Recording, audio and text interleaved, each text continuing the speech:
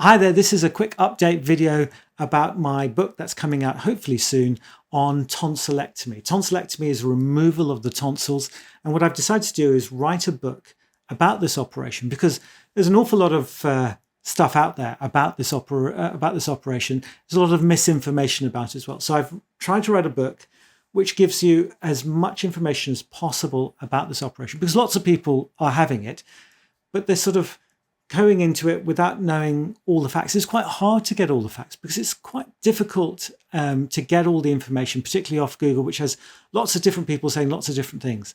So what I've tried to do is look at all the evidence and give as an unbiased view as possible about it.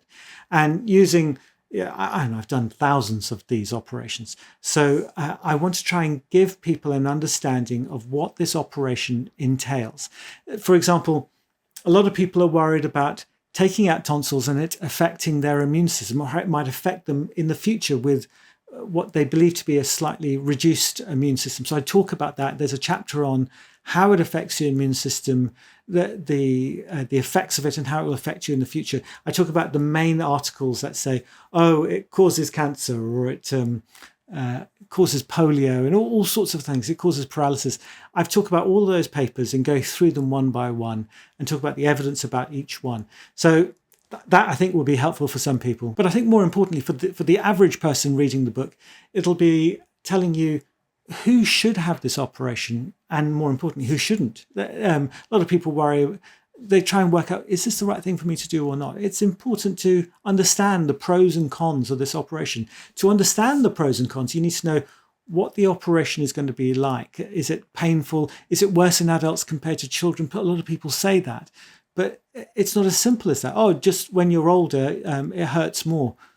Really? Does it really? What age does it become more painful? And when is it safe for children to have it? When is it not safe for children to have it? Who should stay in overnight? All those sorts of questions that people have. I try and go through all of that to explain each thing so people really understand who should have this operation, who shouldn't, what the pros and cons are, advantages, disadvantages, risks, complications. So you really have a better idea, so you can make up your own mind whether or not you should have this operation. And then there are all sorts of different techniques out there. Should I have cold steel? Should I have coblation? Should I have intracapsular or extracapsular surgery? What are the pros and cons of all of these? Which operation causes the least risk of pain or the least risk of infection, least risk of bleeding afterwards, which can be life-threatening? Which one should I go for? I need to know which technique I should go for, because once you know the technique, you know, right, okay, I've decided I want an intracapsular 20% residual tonsillectomy via coblation. I'm going to find someone who does that. And you go and look for a surgeon near you, and there's surgeons everywhere. You know, I'm not expecting you to see me. See your local surgeon and say, look, I've read this book and I think I've got a better idea of what's going on. I need to talk to you about this now. So I know exactly what you're going to do and how it might help me. This is what I think we should do. And then you can talk it through with your surgeon. And hopefully you'll have a lot better understanding of what there is. You take, how do I explain it? You take control of your healthcare. So you really know what you're talking about, rather than being a passive recipient of information and advice. And you just go, you don't want to go into a doctor's office and go, what do you think I should do? He says, you should have your tonsils out. And you go, oh, all right then. What you want is to turn up armed with all this knowledge and say, actually, I have specific questions for you. I want to know about I want to know what technique you use and how do you avoid tongue disturbance or a globus sensation issue, or what's your risks of having a secondary bleed rate or a reactionary bleed rate. All these sorts of information, you want to turn up like really informed, because it's an operation. You know, it's 10 minutes of my life to do a tonsillectomy. And I do hundreds, or thousands now. But it's important to you. This is possibly the only operation you've had in your whole life. And it may seem like a small 10-minute operation to me or other surgeons, but it's really important to you because it's weeks of your life with the recovery, and all the problems afterwards. So you need to know exactly what you're putting yourself in for. So that's why I'm writing this book. It's for people who are interested in this operation, but want to know a little bit more information about it. Now, a couple of people, my friends, have read this book and said, actually, you need to add this chapter and add this chapter. And I think some of the, one of the chapters I think is really useful is what to expect when you come into a hospital in this country. So I talk about NHS hospitals. So tell me about the pre-assessment. When you come into hospital, what happens? When should I stop eating? What drugs and what medication should I stop taking beforehand? When should I stop drinking? When should I stop eating beforehand?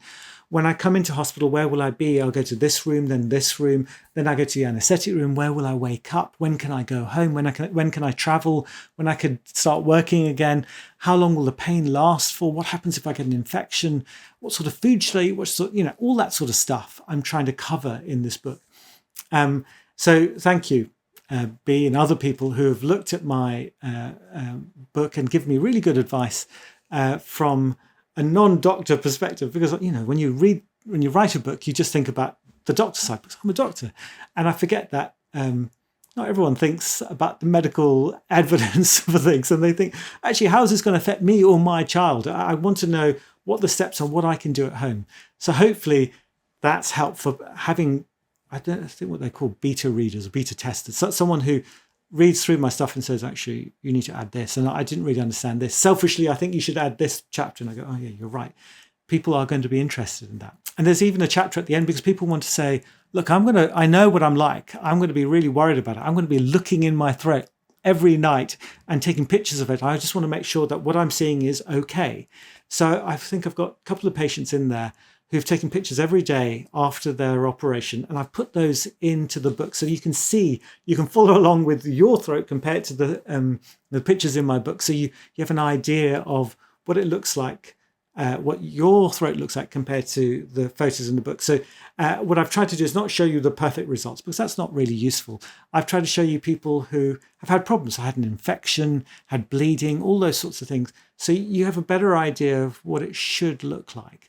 And hopefully that's useful to you. Now, admittedly, when I first started writing this book months and months ago, I thought to myself, well, I'm going to make £15 a book and this is going to be great. But later on, I thought, hang on, this is all information that patients should have. And this is the stuff I tell people. Maybe I should bring it down. It's a bit harsh to tell people to pay £15 for a book, although that I think is the going rate. So I brought it down to £10. And then I thought, actually, I'm an NHS consultant. I do this for free. Why am I trying to make money from this? And then grudgingly, it went down to £5. And then there's £3. And my wife's like, what are you talking about? You spent months writing this book. And, maybe it's less than £3 now because I don't feel right about taking lots of money for a book, which should be freely available. I don't think I can go to free because then I won't want to write any of my other books. And I'll do a video on my other books that I'm writing at the same time. But I'm to a point where I feel like I haven't wasted months and months of my life writing a book. But I don't particularly want to make huge amounts of money. I just want to feel like it was worth it for me to write the book. And hopefully people will look at this book and go, actually, I don't need a tonsil operation. I'm not going to go and see anyone about it. This is the right thing to do. I know what to do when there's a chapter on what to do if you have a tonsillitis or other problem. I'm going to do that first. And hopefully people won't need to have an operation at all. Which will reduce my waiting list on the NHS. So selfish reasons only. So charging people £15 for a book, although I think it's the right price, I feel uneasy about that. So it will be cheaper than that. And as you can tell, I'm a terrible businessman. I will let you know about this book as it comes through. It shouldn't be long now. Fingers crossed. I'm hoping to find someone to help me publish it. I don't really want, I'm going to probably self-publish, whatever you call it. So then I'll probably give it out through my newsletter. So if you're interested in this, I'll just sign up to my newsletter first.